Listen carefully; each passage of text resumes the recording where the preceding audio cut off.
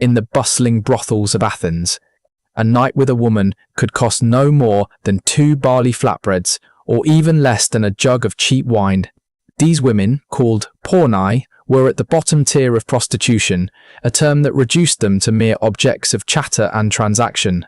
Court speeches by figures like Dio and Lysias suggest that pornai often served 6 to 10 men a day, earning barely enough to buy a small portion of lentils. Meanwhile, the brothel owners grew rich, with part of their earnings flowing directly into the city's treasury through taxes. Athenian law imposed no minimum age for entering prostitution. Archaeological evidence and historical records reveal that girls as young as 10 to 13 were exploited in these establishments. Each enslaved girl bore a permanent brand on her thigh, burned into her skin with hot iron, marking her as living property. Life inside these houses was brutally harsh. If a girl refused to work, she could expect horrific punishment, public whippings, starvation for days, or worse. The arrival of a new girl was marked by a particularly cruel ritual, and she would be assaulted in full view of other women and regular patrons. An account from a man named Pappy of Thessaly claimed this was deliberately done to crush her spirit and extinguish any hope of escape. Onlookers often jeered and laughed, turning the suffering into public amusement. A newly arrived girl was far more valuable than one who had been in the trade for long. Men would pay 10 times the usual price to be with someone untouched by previous harm.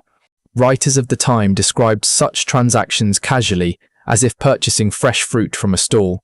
Privacy did not exist. Women worked in corners of large rooms, separated only by filthy cloth or mats. Every cry of pain was part of the background noise, a form of entertainment for men waiting their turn. Before we uncover more of these buried stories of pain and resilience, please like this video and subscribe to our channel. Your support allows us to share the voices of those who were silenced in life. Owners of these women often sorted them into disturbing categories: Nubian women, exceptionally short women, those who could not speak, women who fought back, and those still considered unbroken. Each group came with its own price tag and its own clientele. 5th century art even depicts competitions in which men would attempt to overpower a resisting woman purely for amusement.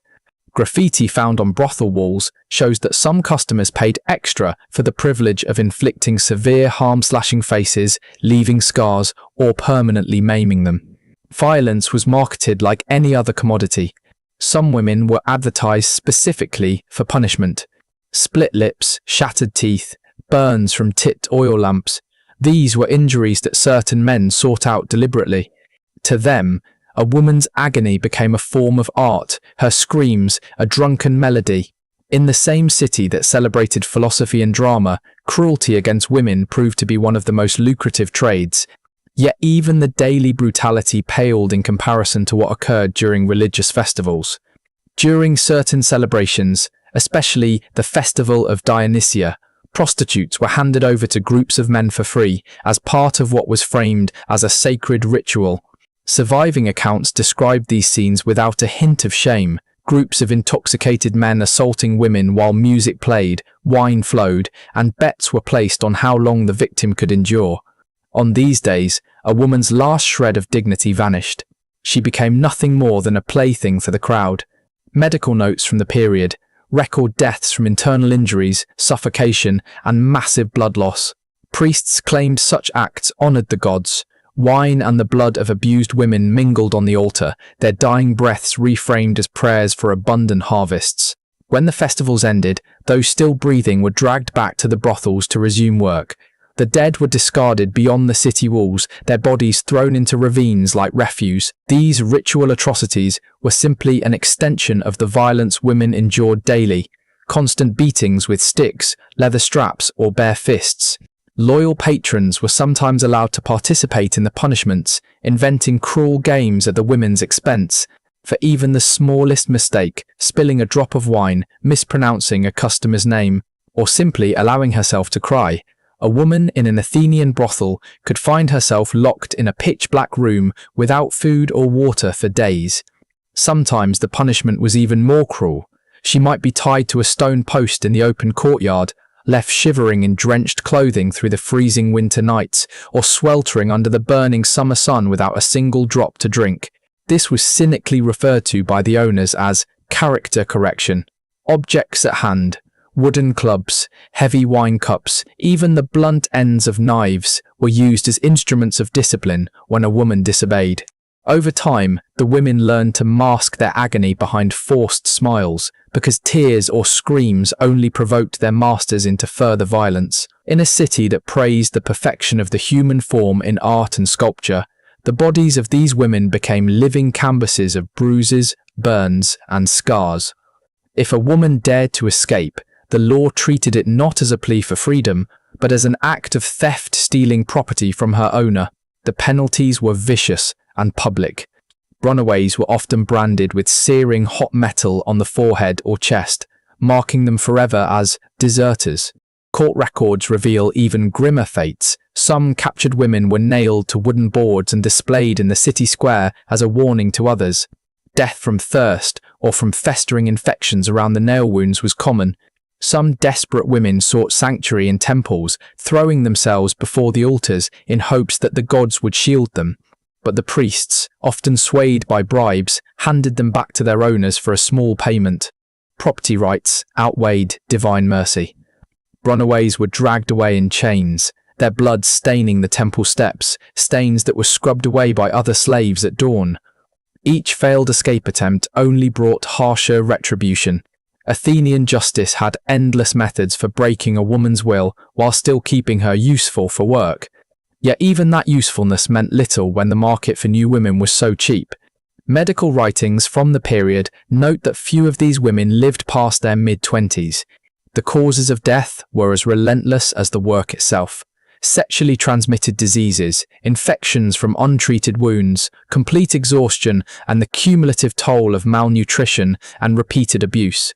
Those with festering injuries, foul-smelling discharges, or open sores were not removed from service.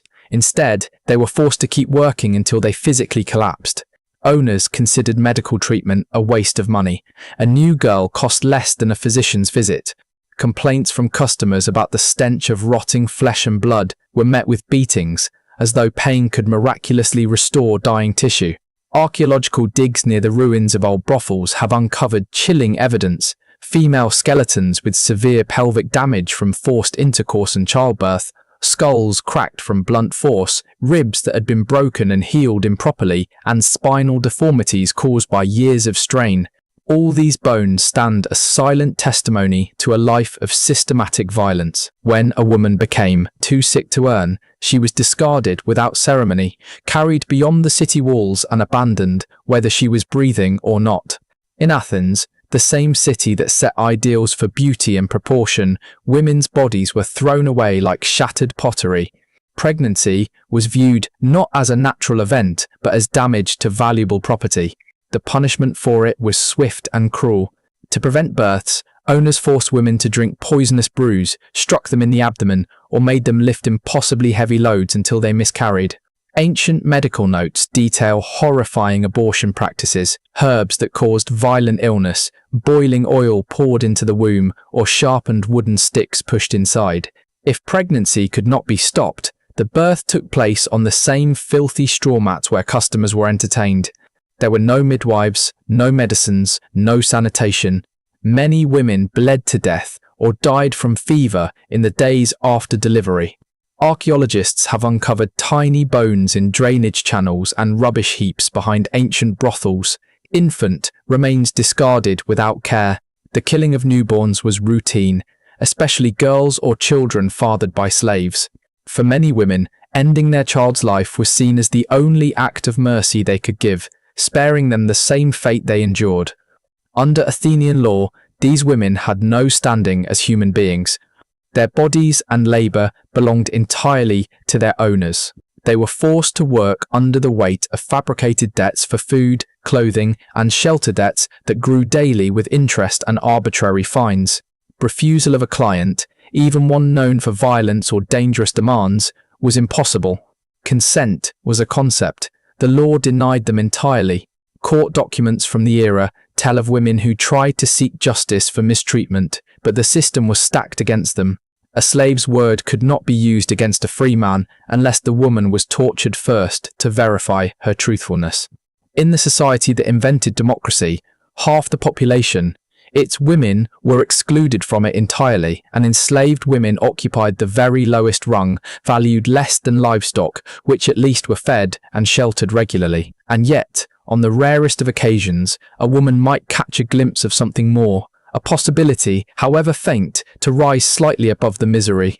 Sometimes it came through the favor of a wealthy patron who purchased her freedom, or through an owner who found profit in training her as a musician or dancer for higher class entertainment.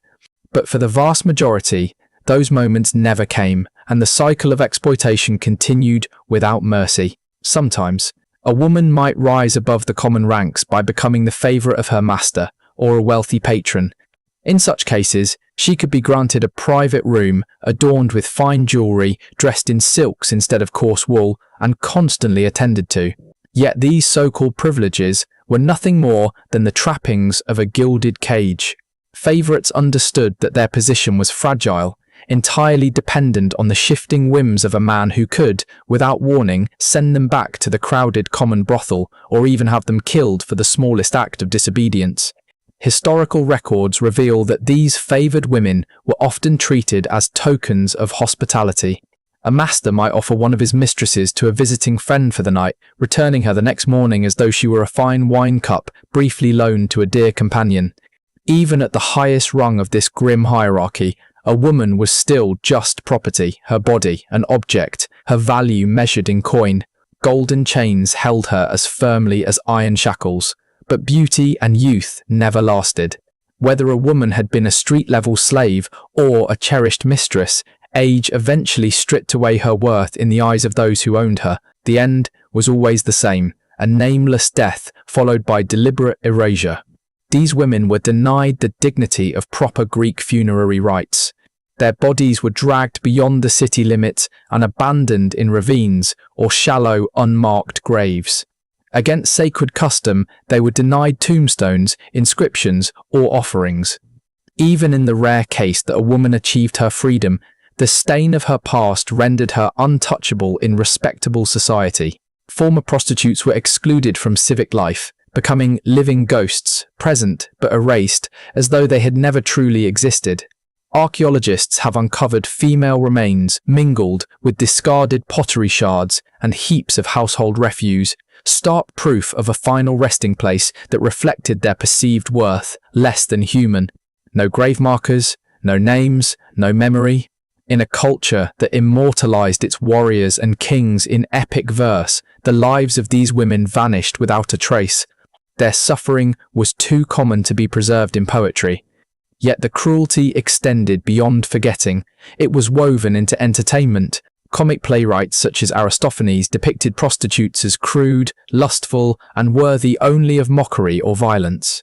In Athenian theatres, crowds roared with laughter at staged scenes of rape, beatings, and public humiliation. The pain of women was served up as comedy. In homes, painted pottery displayed scenes of gang assaults, torture, and other acts of cruelty, decorating wine cups and dining vessels. Violence against women became a motif of domestic art, so normalized it blended into the fabric of everyday life. Poets sometimes celebrated the elegance of high-class courtesans, but women from brothels appeared in verse only as objects of ridicule. Their cries of pain were twisted into rhymes, their tears reduced to metaphors for rain or morning dew.